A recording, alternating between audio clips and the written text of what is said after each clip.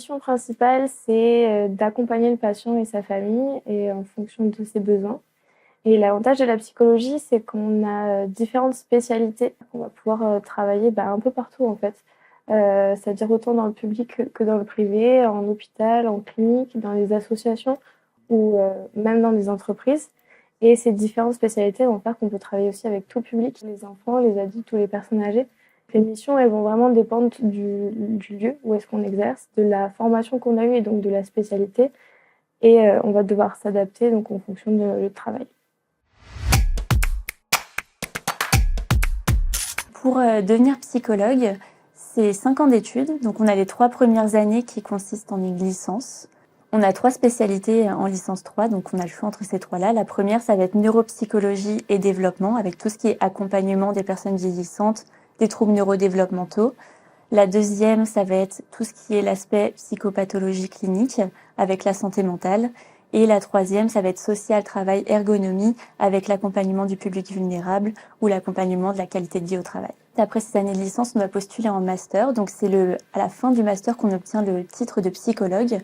Là, on choisit encore une fois une spécialité. Par exemple, pour ma part, j'ai pris la spécialité psychologie du développement, où ça s'est vraiment axé sur les troubles neurodéveloppementaux et l'accompagnement à la parentalité. Et donc, ce titre de psychologue, on l'obtient à la fin de ce master avec les 500 heures de stage qu'on doit également réaliser. J'ai choisi cette voie pour répondre présent aux patients et aux familles qui font face à des difficultés, à de la détresse psychologique. Et j'ai suivi ce parcours pour justement être la première béquille, être le premier secours de toutes ces personnes qui rencontrent des difficultés au quotidien.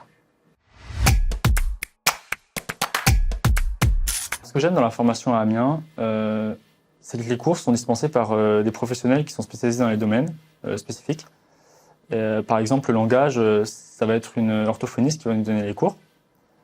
Et également, ce qui est super agréable, je trouve, c'est que on a beaucoup de temps libre et on peut le consacrer à notre formation personnelle, ou bien au mémoire ou au stage en parallèle des cours. C'est d'être accroché et passionné parce qu'il faut accompagner les patients toute la journée et ça, c'est pas une mission qui peut s'avérer facile tous les jours.